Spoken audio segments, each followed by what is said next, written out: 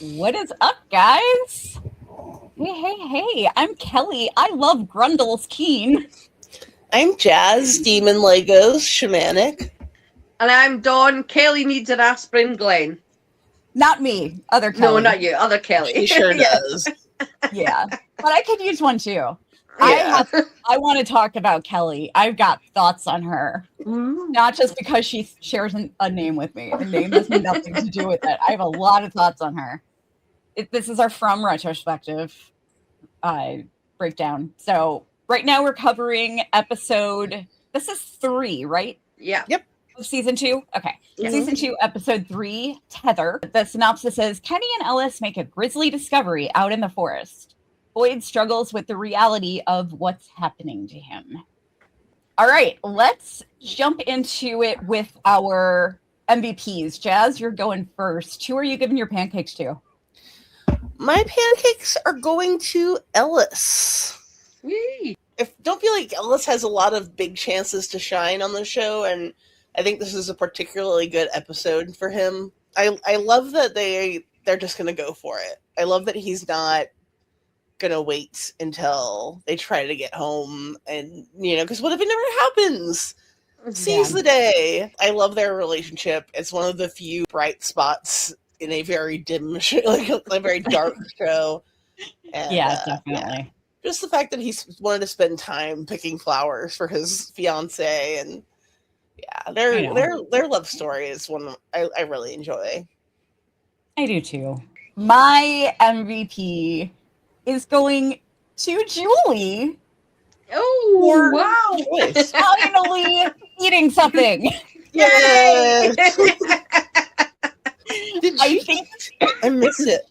She ate a nibble. I mean, it was like, I think she ate a couple of chunks of cantaloupe or pineapple or something. I think it was a grape. She ate at least one grape.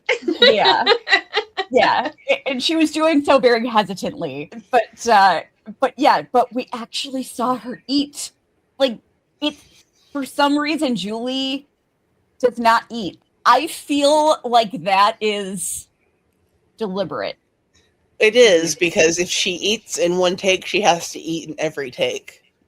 So if she eats a grape in one take, she has to eat that grape in like another 12 takes. Yeah. From every angle as they get coverage. Yeah. But no, I think there's something that I think there's something going on with her that she doesn't have to eat. That's my theory. Mm. Interesting. Yeah. Like, she may not exist. I was thinking you were going to say she's an emotional vampire. She's thriving off everybody else's pain is keeping her alive. That's her sustenance. Tabitha, every night when they go home, Tabitha usually just vomits into her mouth and she baby birds her. Yeah.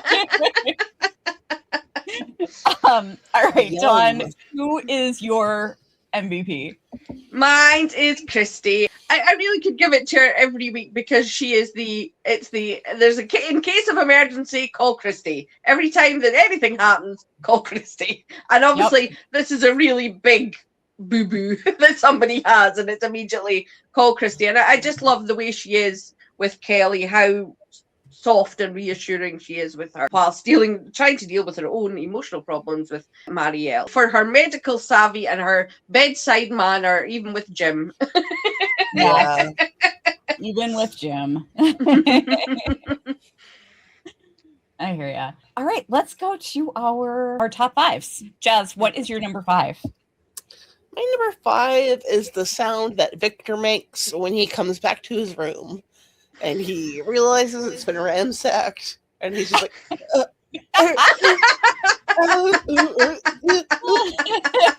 it's such a Scott McCord is such an incredible actor. Oh, he's phenomenal. The sheer confusion and terror that he's able to convey with just like sounds, yes, it's so great. No, I totally agree.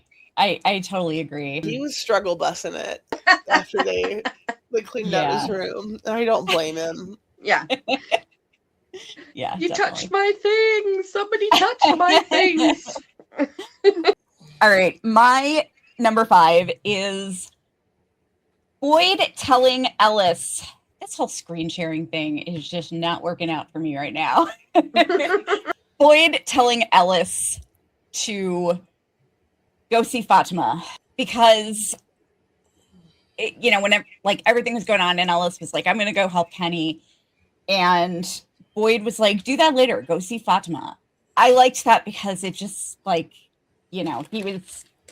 he was giving him that advice because Fatima was struggling, and he didn't go see. He didn't go see Abby when she was Yeah. struggling. Yes. So Speaking from experience, he was, yeah, for sure. Dawn, what about you? What's your number 5? My number 5 is Tian Chen and Tabitha and the Mothers Help Mothers. Ugh, that just gave me the real heart. I love Tian Chen. We were speaking before, that Boyd is the dad of the town, Yes. and Tabitha's the mum, and Tian Chen is the grandmother. She's the one that makes sure you're fed, and here, have a cup of tea, and just really keeps everybody going with the sheer force of love. And that moment really, I thought just was so special to have the. I think Tabitha especially really feels lost at this point in the town. She doesn't know what's happening, and she's had this time with Victor and Jim and her kids, and I thought just her having that moment with another mother was really special. Yeah, agreed. All right, Jazz, what's your number 4? Jade realizing that he went too far when he tells Victor to go fuck himself. I love Jade's outbursts and then immediate apologies. Yes, me too. It's funny. Yes. Me too. And also his violin skills. Yeah. That was beautiful. It was such a pleasant moment for Victor to be so upset about. Yeah, definitely. Yeah, Poor him Victor. yelling at Victor, getting fed up and just being like, "Well, fuck you! No, wait, I still need you! I'm sorry, I'm normal." He's like, wait. Oh. Yeah. But this is okay, the first time we saw this really soft side of Jade was obviously the scene with Tian Chen. Mm-hmm. And then the second time, I think, was with Tabitha, when she told him about Thomas dying. Mm-hmm.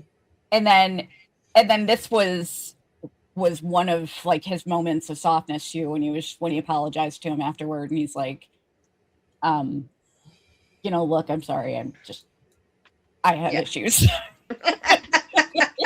Yeah, you do. I have come to Fromville without my therapist. Yeah. Exactly.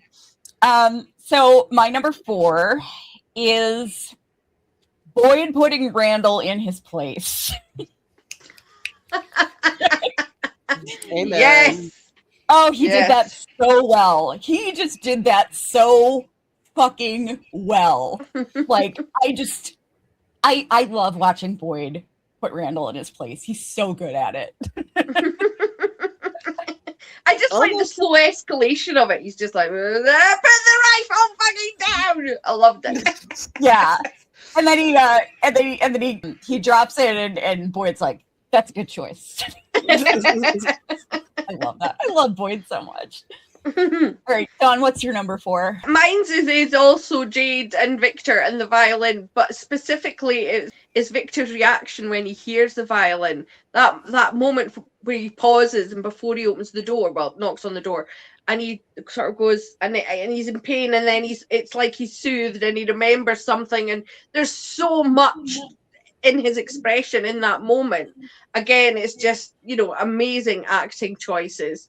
And I think that Victor and Jade have a really nice chemistry. Yeah. I think they really work well together, and they're they are chalk and cheese. They are the odd couple. Frankly, I'd like to see them living together. The Chalk sitcom. and cheese? Yeah, chalk and cheese. That's it. Is that a British thing? We say that all the time, chalk and cheese. Yes. There we go. It means opposites. I get it. I like it. Yes. But yeah, I just, it was brilliant acting and a really nice scene that, Victor so much that I want my toy back, but he's met his match with another child in Jade, who's just like temper tantrums. You weren't using it. It's a very 5-6-year-old fight that they have. Yes. Yeah, definitely. Jazz, what's your number 3? Marielle finally getting over her bullshit and understanding that this is not Christy's fault. Yeah. Christy didn't choose. Nobody chose this. I know everyone takes some time to adjust and figure out the situation and find their place in the mix of things. And it didn't honestly take her that long. I have a lot less hostile view of Marielle. Back to it than I did when I originally watched it, because I was not a big fan of her character. Yeah, when she was introduced originally, but I have a lot more empathy for her now. And yeah, that scene is the final scene of her and Christy, where Christy's coming back from taking care of Kelly, is really great. And I'm glad that she was just able to drop her problems and be there for Christy when Christy needed her. Yeah, I hear you. I've kind of got a tie for my number 3. The first one is I who I often refer to as Inconvenient Clara. She has a habit of just coming in at just the worst times. She shows up to get yelled at. Yeah, exactly. It's in my bottoms. Yeah. I love it. I love Inconvenient Clara. But my other one is the scene with Kelly. Specifically, she said that it didn't hurt, which makes sense because a lot of times, injuries like that don't hurt. Yeah. You can't you just can't feel traumatic brain injury. It's either it stops the part of the brain that feels pain, or you're in so much shock that you can't feel it. Yeah. But she said, she asked them, "Do you hear that?" And then started screaming, out of control screaming, like Sarah did. I think we're going to see Kelly again, because why would they put that in there if she wasn't supposed to be part of this town? I think that I think we may see another timeline where Kelly survives and actually becomes part of the cast. Because I just don't understand why they would do that. You know what I mean? Yeah. I wondered if she can hear the music box. That's what she can hear when she says, "Oh, can you hear that?" Because obviously it's something horrific, and it made me think of them, chained up in when they're screaming and sorry, future warning, future spoiler, but Martin just chained up, the sort of the horrors that happen in the tower, and the music box is associated with that. So I wondered if she was seeing herself in the tower chained up, and that's where she thinks she is when she starts screaming. I don't know. But that's just a guess. I interpreted as I was just assuming it was a part of the brain injury, her brain is dying, she's hearing maybe, I don't want to say the other side. I also feel like maybe we're going to see everyone again who's passed away in town. I feel like either she's hearing those voices, the people who are already gone, or she's just her brain is just spasming out and she's not covering her pain receptors anymore, and just waking her, letting her feel what's actually happening. I didn't think about it like that. I like that. I did find it interesting though that this is the first time that we've seen the actual use of a cell phone Yeah. Yes, in the show.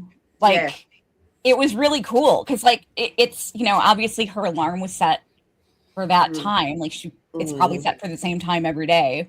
And it went off, and like we've seen them use cell phones in The Walking Dead for like pictures and stuff. But yeah, like I thought that was kind of cool that we actually saw a cell phone being used, like just as an alarm, but still thought it was cool. John, what about you? What's your number 3?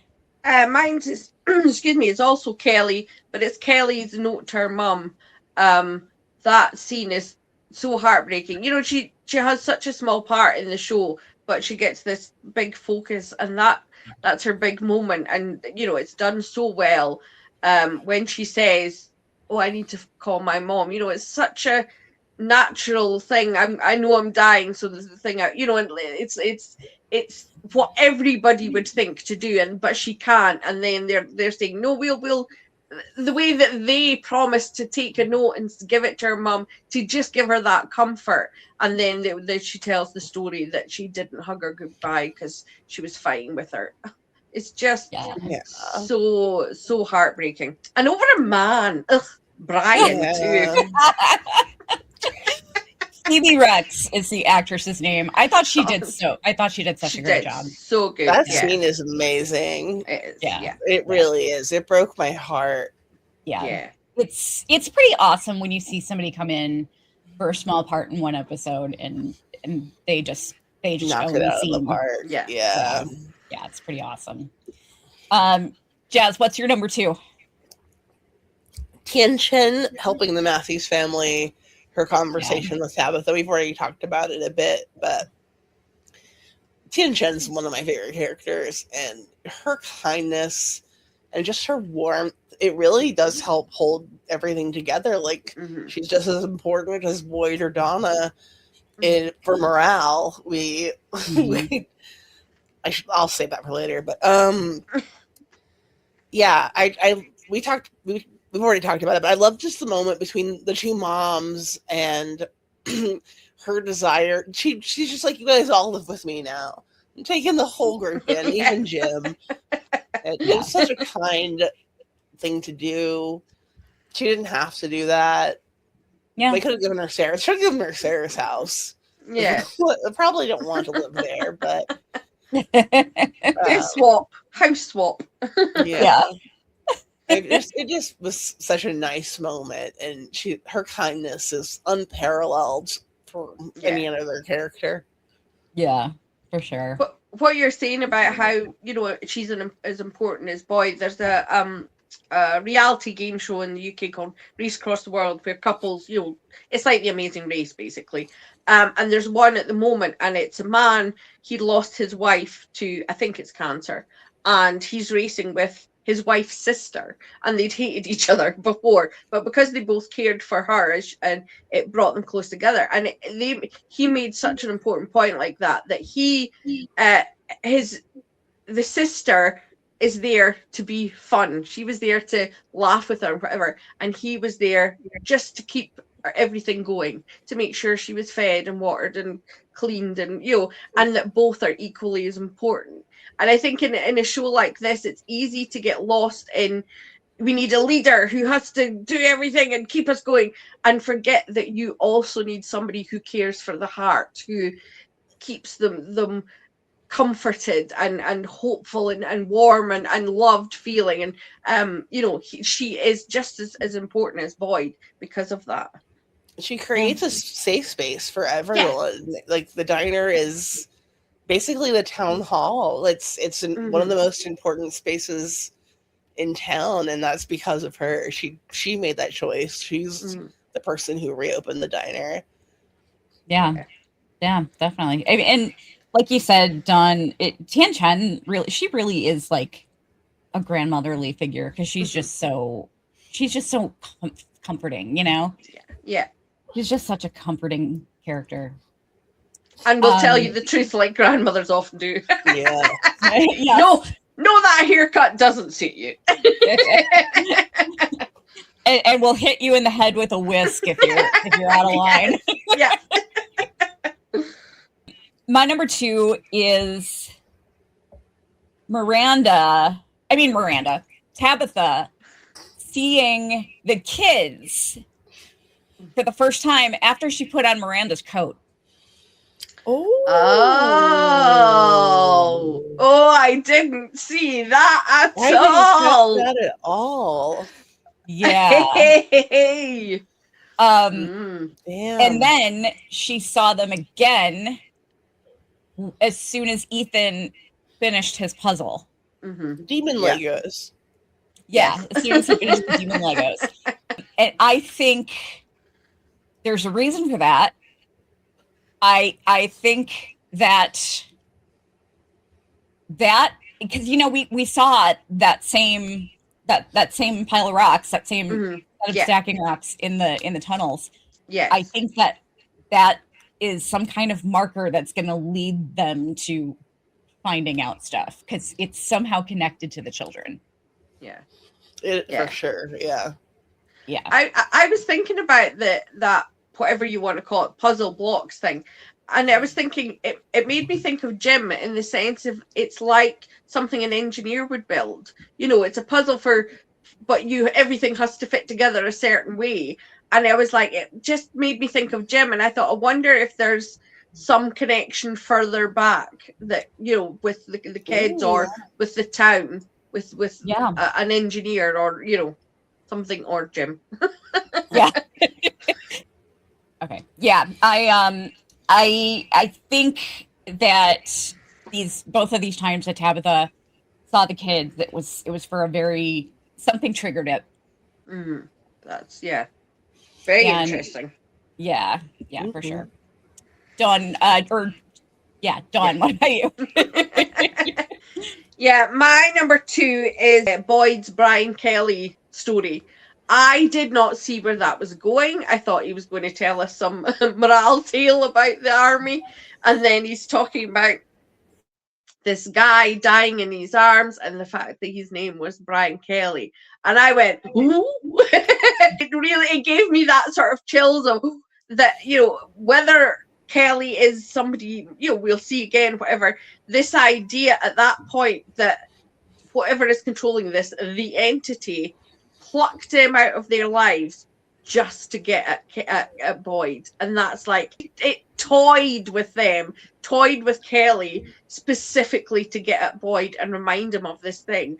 And it also means that we've seen, like, the voice speaks to Jim and we know that they can see them and hear them, but with that, it feels like they know everything that has ever happened to them. It does. It does feel that way. So that's, that the layers of that, of what it says and how much it makes you think, oh, well, what does that mean? Does that mean they can read their minds, or does it mean they can see all of time, or, what? It's a fascinating addition, and shows how important Boyd is, that how much this all seems to be about Boyd. He's the most important man in the world. Yeah, I hear ya. All right, Jazz, what's your number 1? Ellis and Fatima deciding to get married at the end of the episode. Yeah. I just love that scene. It's my number 1 too. Yeah. It's just such a great scene. They're the heartbeat kind of the show. They're the only real, like, young couple on the show. And I love that they're just trying their hardest to choose happiness in such, like, it could be so easy to give into misery and just be like, we're never getting out of here. What's the point of this? We've seen it happen in season 1. People give up, and I like that they're not choosing to give up. They're trying to make the best life that they can make while they can, because they don't know, even if we talked about this before, but if they get out, will they still remember each other? Will they then be in the same place? We have no idea what could happen. So I enjoyed them deciding to make every moment that they can together. I mean, getting out could be a matter of they suddenly realize that they're able to drive out of there, or getting out could mean they're all suddenly teleported home or something. Yeah. Mm-hmm. With or without memories, you know? Yeah. Yes, exactly. Exactly. But here's the thing that perplexes me about Ellis and Fatima. They always seem to me like I love those two. But in a way they always seem to me almost a little bit too perfect. Which makes me think that maybe they didn't fall in love naturally. Yeah, I know what you mean. Yes. Yeah, they were sort of like I think don't know. I think it's pretty easy to fall in love with Fatima. Well, yeah. Yes. Yeah. But yeah, I know what you mean, that they were engineered to be together rather than forcing them. It was, I know what you mean. But I think I mentioned it in another episode about the painting that is clearly them as Adam and Eve, which leads me to think that's a Miranda painting, right? Yeah, I think so. Yeah. I mean, unless they made a continuity error there, because that's totally Miranda style. Yeah, it's not Ellis. Ellis didn't paint that. No. Yeah. It's weird they never talk about it. Yeah. I know. Like, they get there and there's this giant painting of, and there's a couple in the middle that looks like them. Yeah. I mean, you know, it is very odd. So my number one was the Jade and Victor scene. I just loved it. I love both of these characters so much, and I think that they're both very. They both seem their own kind of neurodivergent. Especially Jade. My God, I will not consider it debatable that Jade is neurodivergent, because I relate to that man. I relate to so many of his quirks. It's crazy. Like, I feel like I'm watching myself sometimes. But except I'm not mean to people. and I'm not a software genius. But no, I loved the scene with Jade and Victor. I love David. I love hearing David Alpay play violin. He's such a good violin player. And Scott McCord, just he's so good with face acting, you know? Yeah. Yes. I mean, you felt like you were, when you were watching that scene, you felt like you were there in the moment with them, and it was just really cool. I liked it a lot. And I also liked Victor just basically, you know, being like a tantrum throwing little kid. Yeah. They were just like brothers, basically. It's like a pair of brothers annoying each other, but they love each other really. Yeah. Yeah, exactly. They're touching my things. Dawn, what's your number one? Yeah, my number one was Fatima and Ellis. Oh, that's right. Yeah, but I loved that Ellis took that moment with Kelly, what happened there, and used it for good, if you know what I mean. He urged him on to go, let's just do this now. I want to make you happy. I want to make myself happy. We'll make other people happy. What a brilliant thing to do, and celebrate our love and just go for it. It's lovely. And as you said, it's such a rare thing to have in this show, is a moment of happiness like that. So you grab onto it when you can. Yeah, definitely. All right, let's go to Fromly Debate Team. Every episode, we pick a random conflict in the show, and we randomly pick names to decide who is going to be the judge, who is going to defend this side, and who is going to defend that side. And this week, Jazz got picked to be the judge. We're doing Victor and Jade. Victor versus Jade. Jazz is the judge. Dawn is defending. You've got Jade. Wait, you've got Jade. I got Jade, yeah.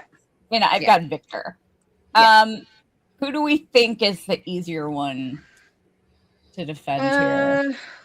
Because Victor's kind of like a puppy dog, and you just feel so sympathetic for him. I would say Victor is probably the more Yes. easily defensible position. All right. I'll go first. Are you Let ready? me. Yeah. Let me know when to go. Let's go. All right. So Victor has been there longer than anybody, and I think that everyone needs to defer to him. And he has said that before that when people go looking for answers, they're risking themselves or putting themselves at risk. Sometimes they don't come back, and it's I don't think it's just a matter of him not wanting to lose more people. And I think he probably takes on some of that responsibility, even though it's not his fault, because he does know so much and people want to talk to him. But I think it's also that he cares about people. I think he genuinely cares about people. And I think, like he said, this is his home. This is his home. He disappeared. Oh, okay. Sorry. No, sorry. It was like 5 seconds. Oh, okay. Anyway, yeah, this is his home, and he doesn't want to keep seeing people get hurt. Time, yeah. Okay. Sorry, I tried to give you guys a 5 second warning. Yes, 5, Gotcha. 4. Yeah, that's Okay. You ready, Dawn? Tell me when to All go. right, go. Jade is, although he has no right, he's brand new there. He has seen something that seemingly, so at least one other person has in the past, but nobody seems interested in it. He's tried to engage Jim about it. Jim isn't listening. He has this symbol, he has this photo, and it is Victor. So he does want to find out what Victor knows. He wants to use Victor's knowledge and to uncover what Victor knows. He's not being sensitive about it, but that's understandable in the circumstances. He doesn't have time to be sensitive. He needs answers. They all need answers. And what he says to Victor's right. Don't you want to go home? Don't you want to leave this? And that's what Jade is trying to do. He's trying to help everybody at once. And yes, it means stepping on toes, but that's what you need to do to get results. Time. Perfect. Man. All right, Jazz. What's the verdict? I think I'm going to give it to Kelly. All right. One thing I almost want to call it a tie because both sides have neither party's really in the wrong. Yeah. They're not. Like, Kate thought Victor was dead. If he's, what are you gonna do? Just leave, not explore the mystery? But yeah.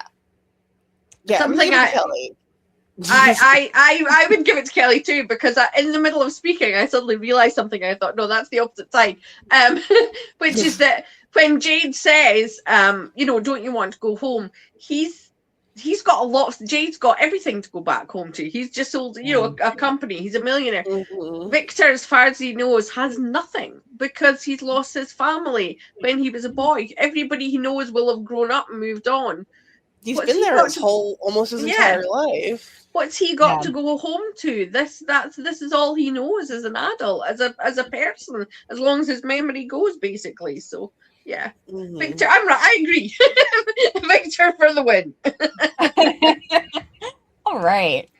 All right. Well, let's go to our box people. Jazz, who are you putting in the box this week? It's kind of pointless because he's already gone, but Brian. This is all Brian's fault. Yes. Yeah. They already warned them. This is a dangerous place. You need to get inside the shelter. And they ran. So they're already in the group of people that I think are among the dumbest that have arrived in town. But then to be safe and secure and then just let people in when you don't know what's happening. Like, why'd you run if you were, trying to hang out with some people? They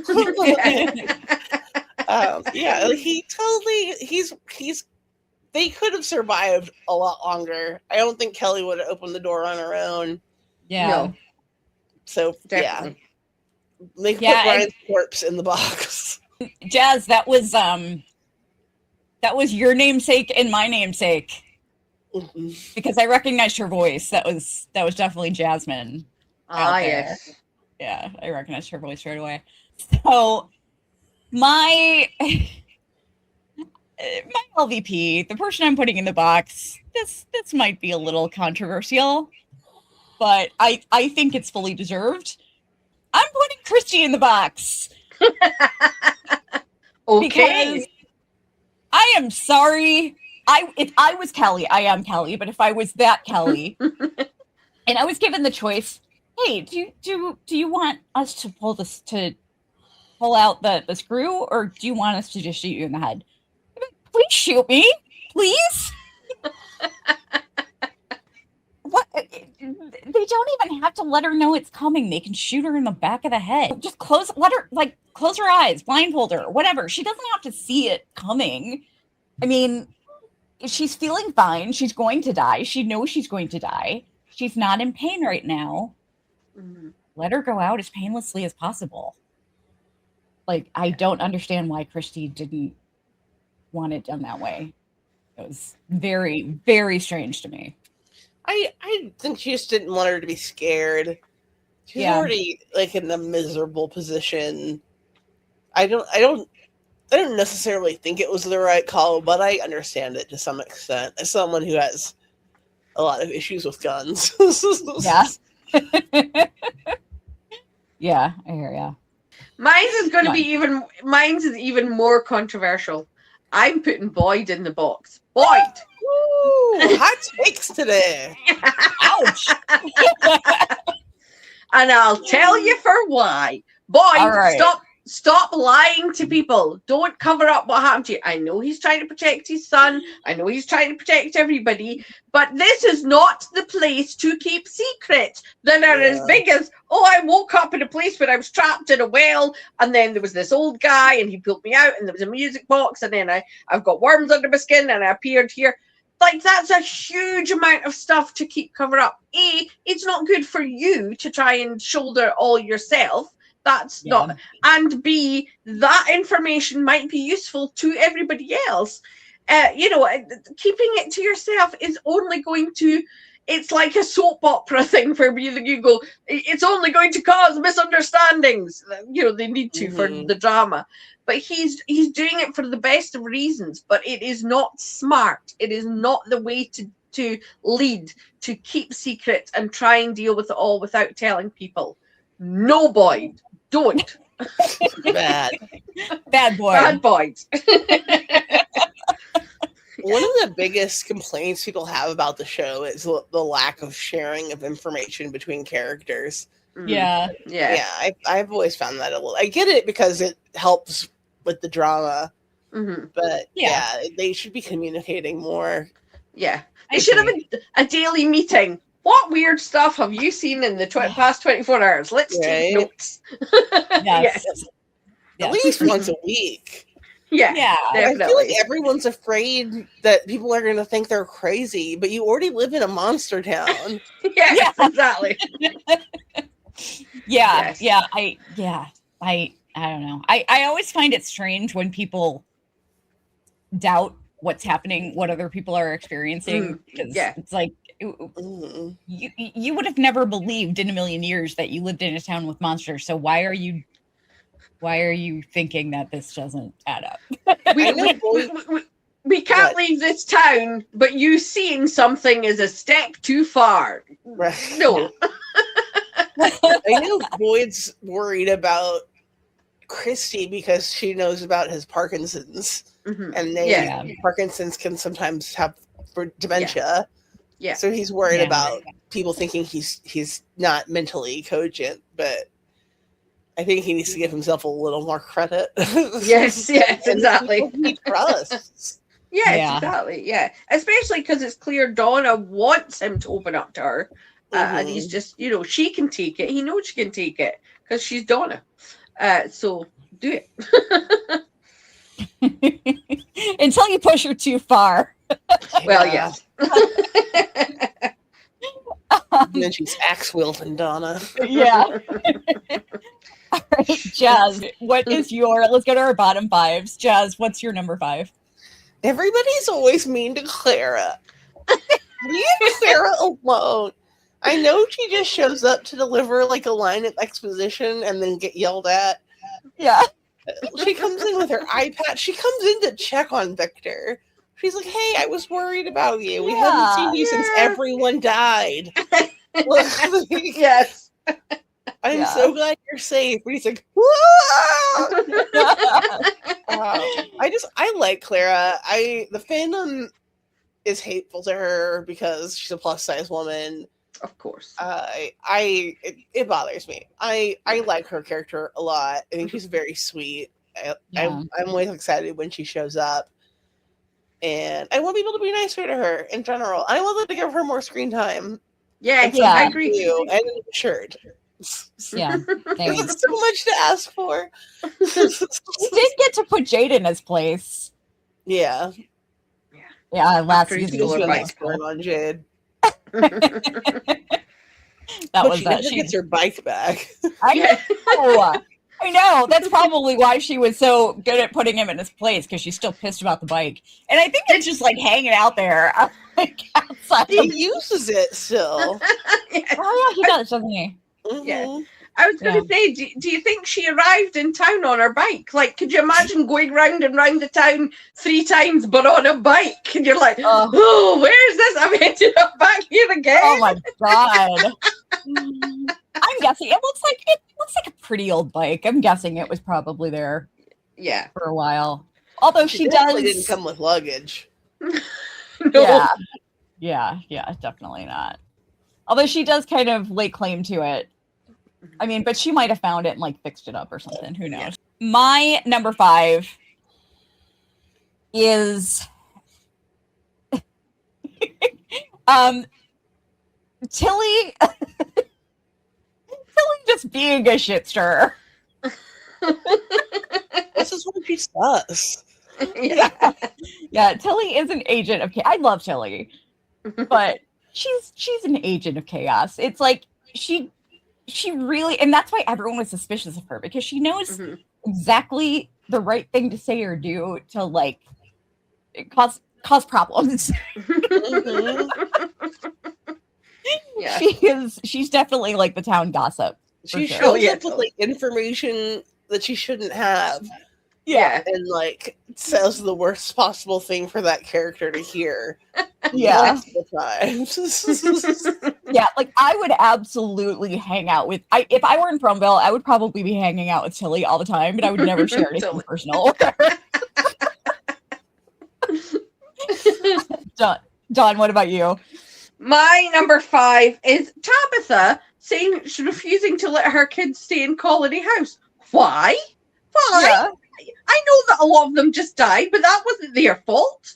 I know that Julie has maybe told you that all they do is have sex, but you've been there long enough now. You know that Donna is a good person. You know that there's nothing wrong with Colony House. We're all one community now. But the way she goes, I'm not letting my children live there. How dare you, Tabitha? That's a judgmental mom move that was. I was very surprised to hear that come out of her. Yeah. Jazz, what's your number 4? Kenny's face when Christy tells Marielle that she loves her when they're leaving to go deal with Kelly. It's still like a micro expression. It's such a quick moment. But he comes running to get Christy, and she goes, "Okay, I love you. We'll be back." And you can just see his like heart fall to his shoes. It's that's such a rough situation. I have so much empathy for Kenny. They were this close. I know. It was happening, and then they didn't meet. Like the second they make the decision, it's over. Man, brutal. Yeah, just brutal. It's like can just imagine Kenny at night going, "You couldn't have let us have sex just once. You couldn't have shown up tomorrow."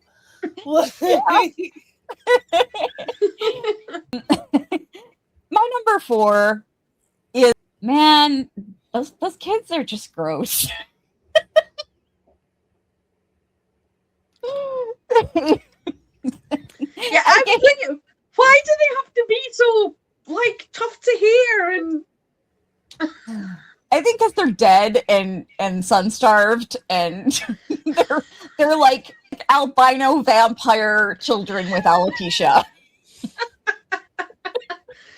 who have been through a nuclear blast. Yeah, pretty much. Pretty much. That's on my list too. Yeah. Yeah, those kids are super creepy. And if I were Tabitha, I'd be like, what the fuck are you staring at? Don't you touch me. Don, what's your number 4? It connects back to what we were talking about, is sharing of information. Why does nobody ask Elgin more about his nightmare and stuff? Especially Fatima. Yes. He's basically kind of offering it, where he's like, has other people had things? And she's like, yeah, but it doesn't teach us anything else other than what we know, which is we're stuck there. And I'm like, how do you know? You don't know that. You don't know what his dream was. Let's have a group discussion about it. Let's find out every single detail of what happened to him, what he felt, why it was so frightening to him, why. Yeah, how he knows it's called the Brundles. Yes, exactly. Yeah, everything. Yes, just for goodness sake, talk to people. Yeah, that one really irritated me. Oh, well, he didn't know it was called the Brundles. He just asked. Oh, that's right. Yes, he knew there was a lake there. So that's intriguing. Are we going to see more of his connection? I want to know what his connection is, but nobody's asking him. Yeah. I hear ya. All right, Jazz, what's your number 3? The sticky kids. They're gross. Yeah. I mean, for character design, incredibly brilliant, because they are repulsive. Yeah. I hate every time they show up. They creep me out so bad. Ugh. Yeah. Look, I cannot think of something more to call them than the sticky kids. They're like the children of Nosferatu. Yes. Not a fan. They creep me out. Yeah, I hear you. Did they live in a giant? Do they live in a giant vat of flour? It looks like to me. Maybe radioactive flour. Radioactive flour. I'm pretty sure they. I mean, this is a little bit spoilery, but they don't ever go outside. They're like in the dark. Yeah, I mean, I think they're supposed to be dead, but they're definitely dead. But yeah, they're not the ghosts of healthy children. Yeah, sure. No, just some random kids that wandered in that just look like that. Oh man, that would suck. It would be great for them though, because if they were walking, they were holding hands, so that would mean that if they were real kids, that would mean that they were probably like walking to school or something when they stumbled into Fromville, and all the kids probably made fun of them at school because they looked like that. And now they're in Fromville, where everything is creepy and they don't get made fun of anymore. But okay, so guys, I had a hell of a time finding stuff for my bottom 5 from this episode. I really did. My number 3 is, I really kind of had to stretch it. I must have never watched, I pretty much always have subtitles on when I'm watching TV shows. Yeah. And I must have never paid attention to the subtitles before for this episode. Because I was really disappointed to find out that Fatima said to Elgin, when she took him to the Brundles, he asked her how long she had been there, and she said that she just had her first anniversary. And then she said, "You good?" Because, like he had I guess he looked like freaked out or something. But for the longest time, I thought that she was saying, I just had my first anniversary. It was good. And we all know it wasn't good. Yes. But I always thought that was so funny. And I found out today, just today, that's not, or yesterday, whenever, just found out that that's not what she says. She asks him if he's good. I was really bummed out by that. I'm so glad you brought that up, because I'd written down and I completely forgot to mention it. I don't know if it's just the British version, but the subtitle in this episode completely changes the plot at one point, because at the start, when Boyd is speaking to Ellis, and he's, Ellis is trying to get Boyd to talk, and he doesn't, and he changes the topic, and he asks Ellis what happened, and Ellis sort of sighs and then says, "It's Fatima. Last night it got bad," and talked about it. The subtitle said, "It's Mom. Last night it got bad." So I was like, "What?" And I could kind of hear it. They misheard it, because he says Fatima. He doesn't say it's Fatima. He just said Fatima, and they heard it as "It's Mom." And I was like, "What? Why is he talking about Abby? What's going on there?" So it shows you how it completely can change the plot if it's one word wrong. So do better. Well, this isn't a spoiler because it's nothing to do with the story, but there is, in an upcoming episode, there is a scene where Tabitha says to Donna, "I'm trying, Donna, I'm trying," and the Chrome captions said, "I'm trying Donald Trump."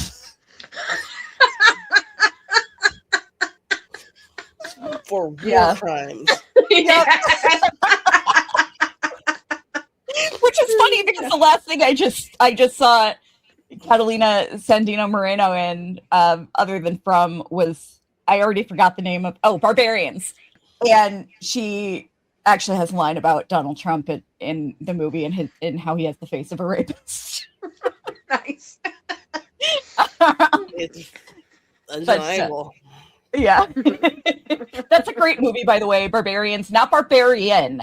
That's also a great movie. Mm-hmm. But Barbarians is with Catalina Sandino Moreno and some other people, and it's really good. And her role in it, I like her character a lot. She's kind of a badass. All right, Dawn. Wait, yeah, no, that was just an aside. Oh, yeah, my proper number 3 is Randall, when he's trying to take all his stuff away, and he says, "Why should I trust you people?" I don't know, maybe because everything they've told you has been proven to be true. Everything that Donna has... Yeah, you're still alive, exactly. Donna said, they said what would happen. That's exactly what happened. And when people didn't listen, they died. So yes, you should trust them, because they've been telling you the truth, and it's borne out. What's your problem, Randall? Yeah. Yeah. Yeah, definitely. All right, Jazz, what's your number 2? Donna being so hard on herself. Yeah. Because she really, I don't think she could have done anything more. They were running out of time. The situation was stressful. They could have lost an entire bus full of people. Yeah. They got really lucky that it was only 5 or 6 people who ended up getting got, Yeah. It's just, I hate seeing her kick herself, because she does so much. I know. And she really puts so much effort into trying to make this as normal and safe a place as they can. Mm-hmm. And yeah, I hate seeing Donna kick herself. I hate seeing her down. Yeah, I hear you. My number 2 is actually the same thing. I didn't like that either. It bummed me out. She is really hard on herself. Boyd is the same way too. Yeah. Yeah. I mean, they constantly feel like they're to blame for things that aren't their fault. Circumstances. Yeah. They take on way too much, and I get that that's kind of a typical mindset of a leader, but they should really, they deserve to give themselves more grace, for sure. They should just have sex every time they feel guilty. Yes. I agree. I agree.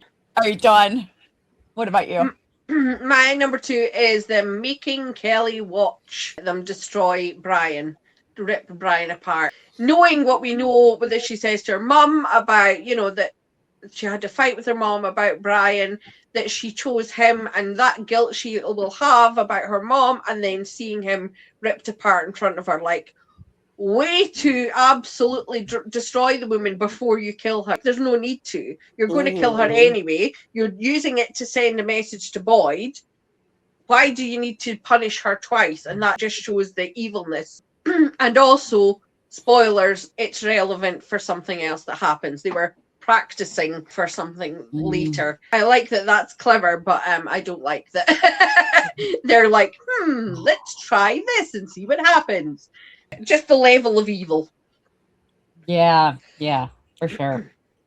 I definitely think that they feed on pain and misery. Oh, for sure. Yeah. They don't seem to eat any of the people that they tear up, and they really enjoy torture. Yes.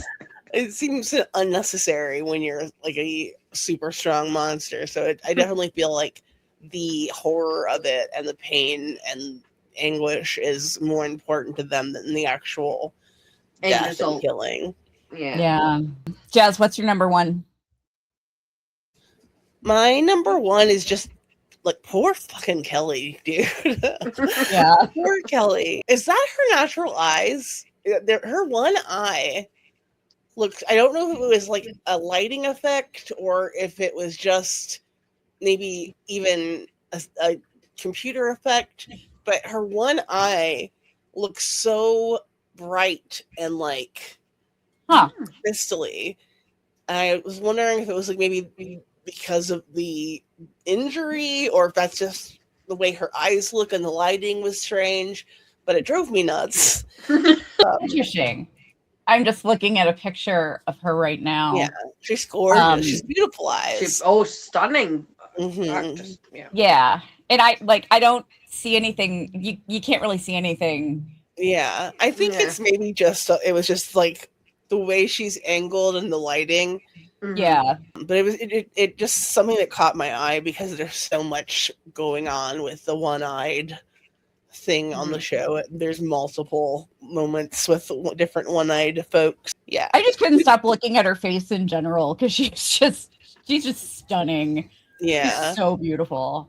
My God. And we discussed this already, but yeah, the story about her mom. Yeah, she's she's on the show such a short amount of time, but it's so tragic.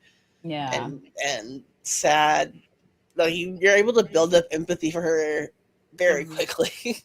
Yeah, yeah, absolutely, 100%. So my number 1 is just freaking Randall in general. Yeah. just Randall's existence. There's a reason he got a forever box. Yeah, he's the only character that we've ever given a forever LVP slot to, which has been removed, by the way.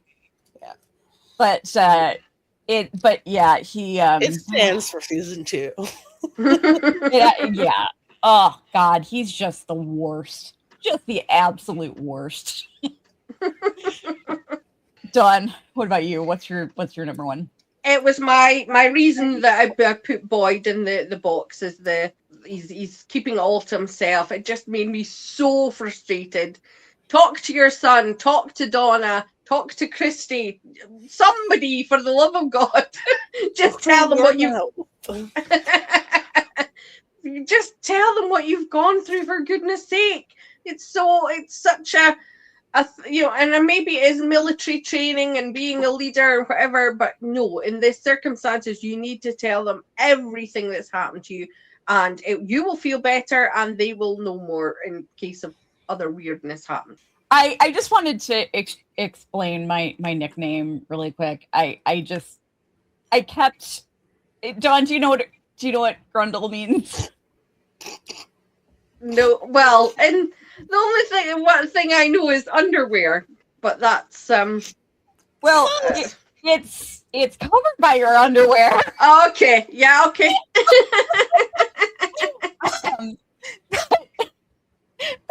If you don't know what a grundle is, just look it up. For a while, for the longest time, I actually thought that they were calling the Brundles the Grundles, and I was like, what? Why did they name this? And what's so funny about it is the water is just gross and brown, and yeah. Oh yeah, okay. I want to go swimming in. I want to go swimming in Grundles. I thought it was underwear, but it tain't. Yes.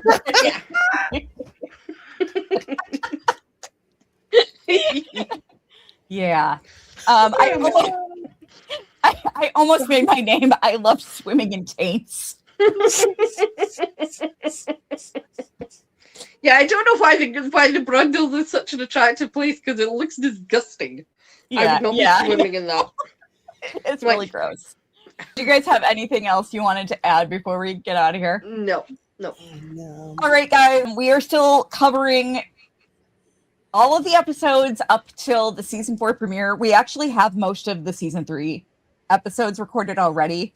So, you can count on us getting them all out, even if we have to. We're probably going to start releasing them 2 at a time because we're getting a little close to premiere date. We will get through all of season 3, and I'm hoping to do a special episode before season 4 too, just a kind of a look ahead thing. Turn on your notifications, subscribe, like our videos, leave us a comment. Comments help us with the algorithm so much. YouTube has been really throttling our reach. Yeah. So we could use the help. We need all the help we can get right now. So tell us what your favorite moments in this episode were. Let us know who your MVP and LVP would be. And we will see you in the next one. Bye, guys.